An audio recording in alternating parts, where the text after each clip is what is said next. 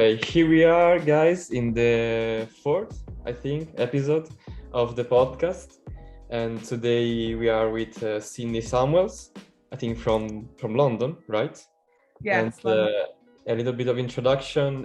She is the CEO of this company called LoopNotLuck. And I saw that it's about diversification, so maybe help the students or maybe people in general to go into the world of companies and help them through this kind of path. And words on you. Thank you for the introduction. So as you mentioned, name is Sydney Samuels.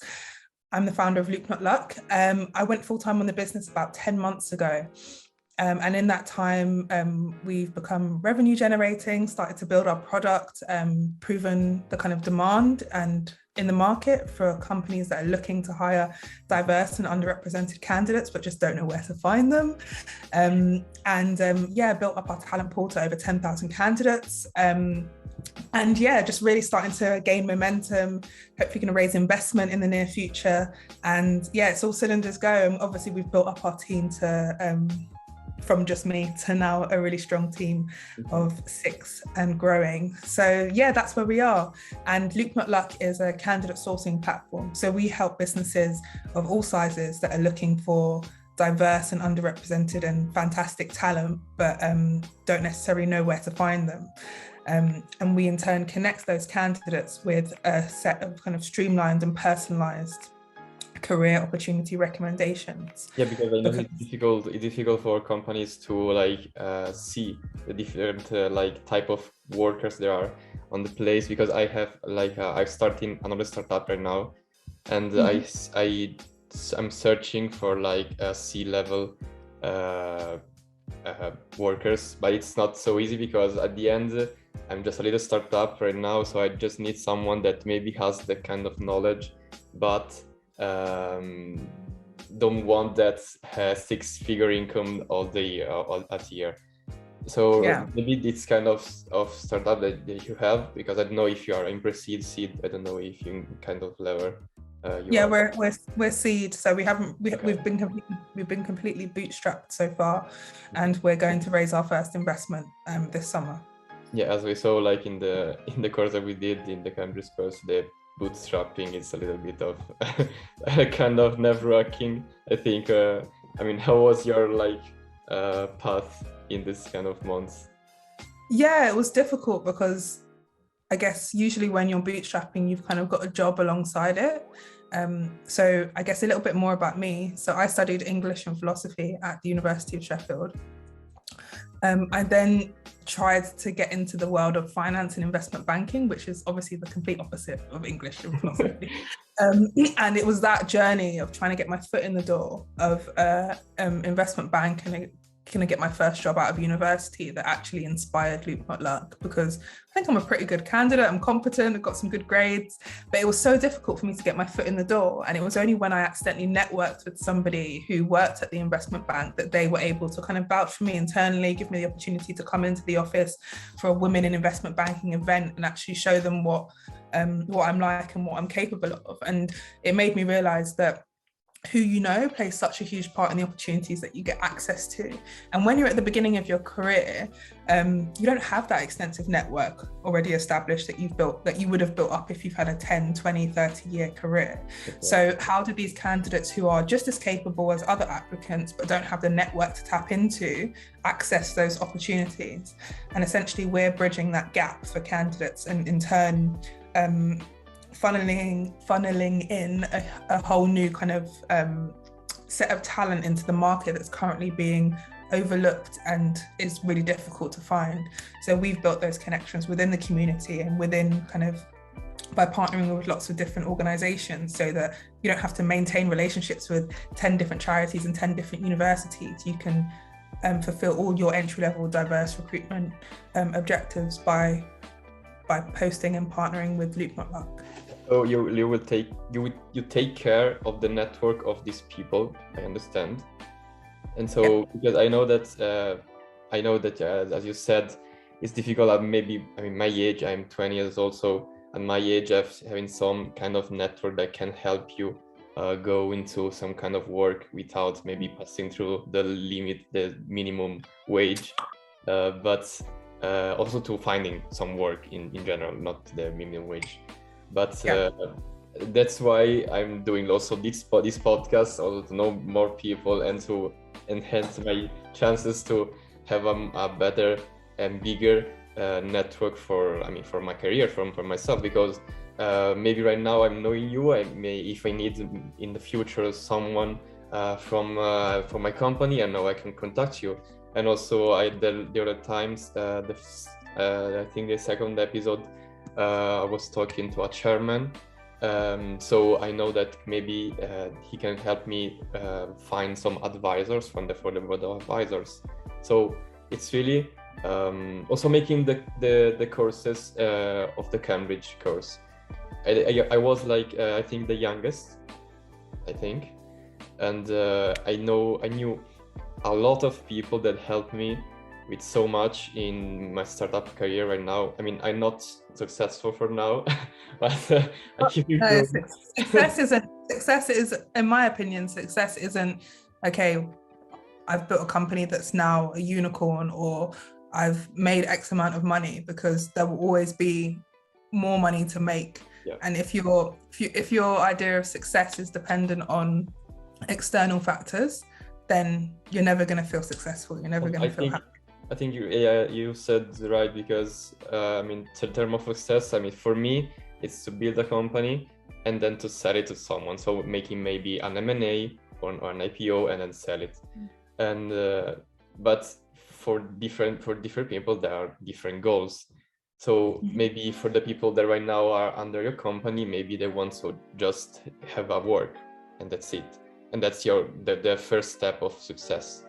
But for my type of success, it's different, and for yours, I think it's too. So maybe what's your success type? What's your success? What's my understanding of success? Yeah.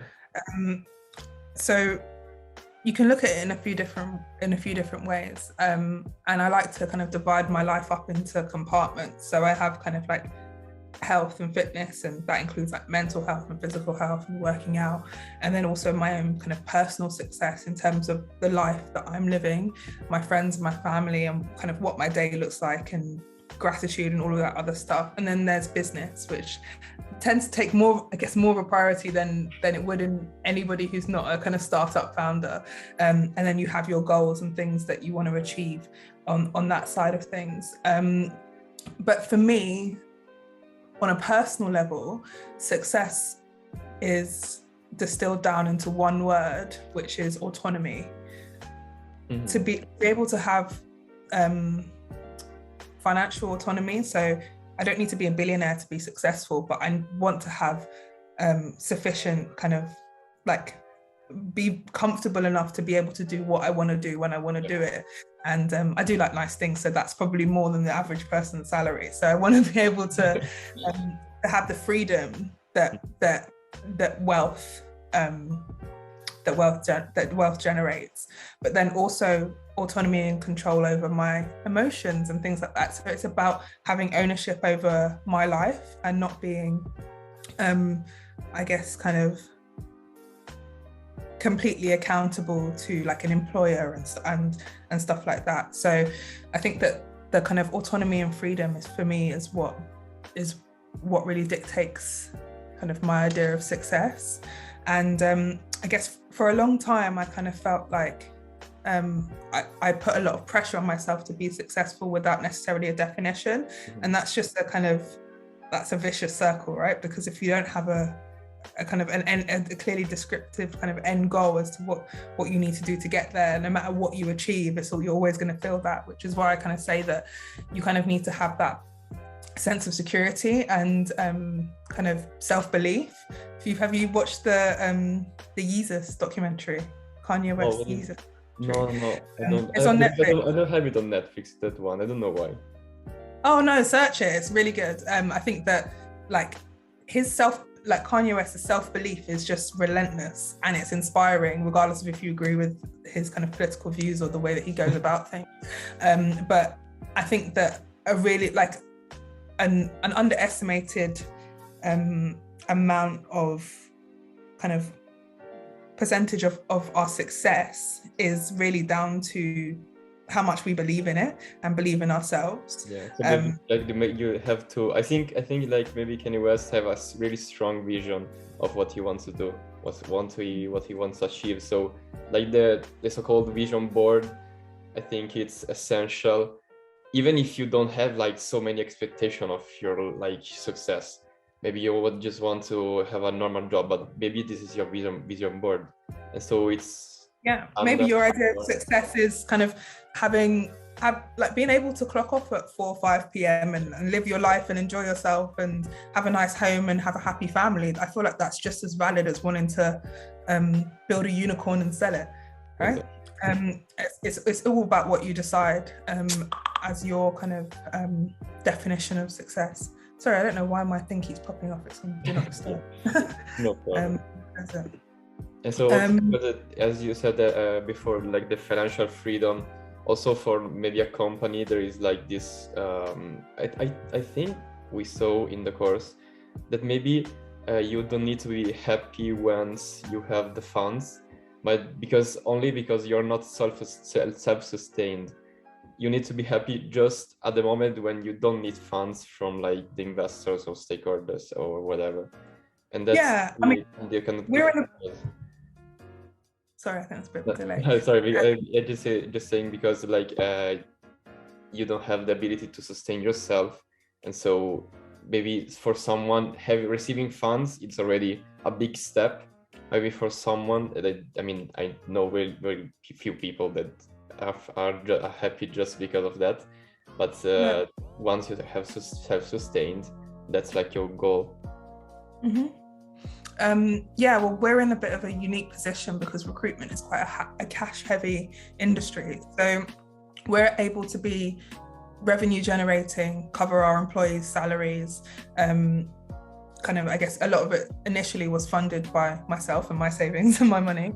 But now that we've started actually kind of operating as a business and placing candidates and getting posts onto kind of the platform and stuff like that and building out our sales pipeline,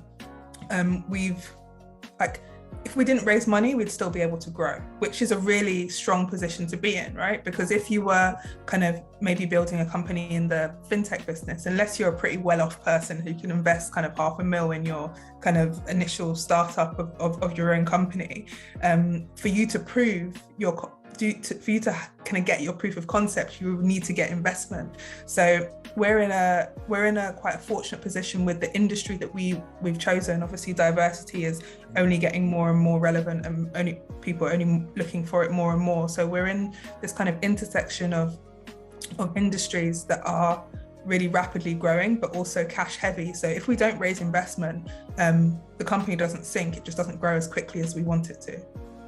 Yeah, and so I know that the market for the workers, it's really growing these years because there are more like people that are interested in maybe help them like you, because I had months before, like 1 year and a half before, a little startup with like 4 or 5 people with me that were on the mental health of employees. And so that was I saw that maybe, and I don't know if you know Better Up. It's a startup from San Francisco. Sounds familiar.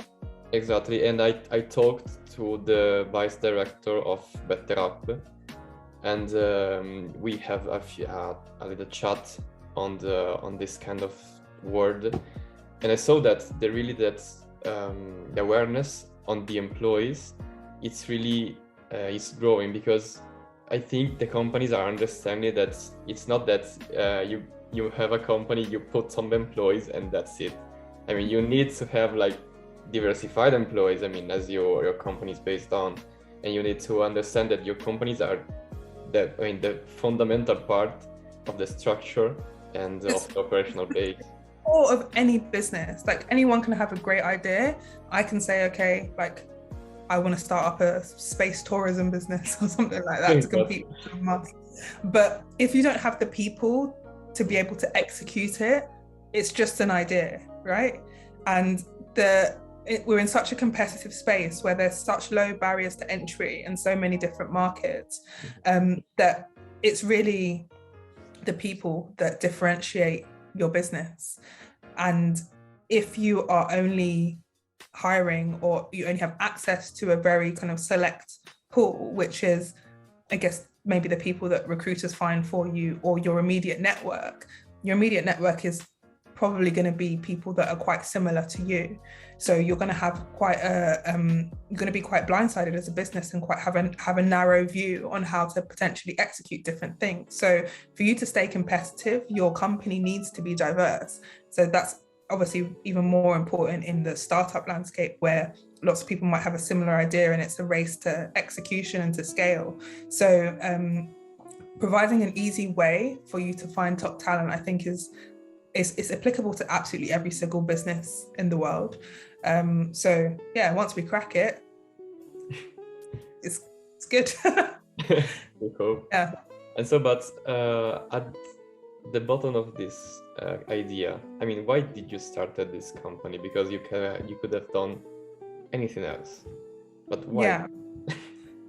So I was working at a fintech startup prior to launching LoopNotLuck, and I absolutely loved, so I'm a big fintech nerd. So even though my business isn't in fintech, I love fintech, listen to Fintech Insider podcast by 11FS.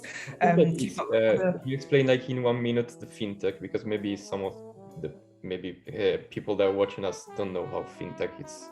What fintech? Yeah, so fintech is short for financial technology, and most companies that identify as a fintech are new businesses that kind of do existing things within financial services, but through new technology. So the way that I think about it is kind of your old, kind of more established kind of banks and financial service companies have their core processes, and then they kind of tack on or add on technology to try and improve that, right? It's kind of plastered on the outside of it. Whereas I think of fintechs as kind of technology comes from the core, and the service, it branches off from that technology, rather than it being the other way around. That's how I would distinguish the two different markets. So was working at an investment bank for 2 years, which was a huge learning curve. But as I kind of started to plateau and had kind of done that kind of development, I was really interested in actually being able to add value. And when you're working for a global Japanese investment bank as a analyst, you don't have much of a say over the strategic direction of the business. I was still that person. So I emailed the kind of head of innovation, and he was also the head of operations, and had a meeting with him. I was like, well, we need to be innovating and thinking forward rather than just following what the market does. And realized that, you know what, I'm going to have to wait like 20, 25 years before I can actually have a say in anything. And I don't have that patience. So I'm going to switch over to the side of the disruptors and join a fintech, and actually quit that job at the Japanese investment bank without having another job lined up. So this is a difficult time. I'm not risk averse, which is good for being a founder, because it's just an emotional roller coaster every single day. But yeah, so quit that job without having another one lined up, and then joined a fintech startup. It was in the high net worth wealth management space, which was so interesting. So you got to see kind of how all of these kind of like really wealthy people had built their portfolio of wealth. But for me, kind of helping rich people manage their money and stay wealthy didn't kind of spark any like motivation in me. So I love the startup life, but I wanted to do something that aligned more with my values. And obviously I had this experience of trying to get my foot in the entry-level market, and had this idea kind of knocking around in my head for a while, and then took the leap to go full-time on LoopNotLuck May 2021. I mean, I know that like joining a startup, it's like every day a roller coaster, as you said. And I know also that it needs to be done all like rapidly, because the startup environment, I mean, every day could be a problem. there could be a problem, so you need to have the solution maybe the day after or the same day. And I know that for experience also, that you don't have to wait so long to maybe find investors, or maybe because in the first startup that I made, I wanted to have the investors maybe in the 6th month of the creation of the startup, because I told myself, like, I need to first have some few clients, have some data, and have some data in general. But I think that was my first problem with that's because, I mean, I could have searched investors from the day one. I mean, I had the idea, I had the people, and only for the team, I think an investor could see the potential in the startup, because at the end, I mean, the people don't see an investor coming, they will think themselves like, maybe we're working for nothing, we're working like without a wage, something. I think it's just completely dependent on the business. And I think the more that you can do upfront in terms of doing as much as you can before you then pull in or ask for investment gives you the best chance, right? Because how they know that you're going to do something to increase the return on investment in the money that they give you if you haven't done anything yet? The best way is not, oh, I promise I'm going to do something with it, but I haven't done anything yet. Like, that's not really a strong argument. But if you say that, okay, I've got £1,000 of savings and this is what I've been able to do with it, and with 50k or 100k, this is what I plan to do with it, and you can back it up, it shows that actually you've got a plan of execution and you're someone who does.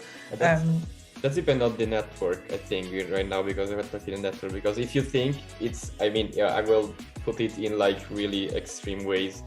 If Elon Musk will talk to an investor, not knowing that he has a ton of money, just knowing he's intelligent and what he has accomplished. I mean, he said, I have a team, I don't have any data, but the investor will invest anyway. So you just have to have created something. So does the investor know about his kind of previous achievements? Because if you've already run a successful company, that shows that you can execute and you can do, which but if you're like straight out of uni, or like maybe this is your first venture and you haven't actually done anything to prove that this business has demand in the market and will work, then why should an investor give you their money if you haven't done anything or even used your own money to try it out? Maybe they are investors that are connected with the market. Like I knew this person that was creating an app for food, and they didn't have much data. But they knew an investor that was connected with the supermarket in the world, like the food chain of worldwide. And so he saw the potential of maybe the team. He saw that there was no data, but that he could help bringing that to the international market. And he invested it. So that's what I was saying, because I know that it's always a different story, right? Yeah, exactly. So there's no one right way to do it, but having those conversations as early as possible, keeping investors updated, or potential investors updated, and being able to really clearly communicate the vision of the business, I think is crucial as well.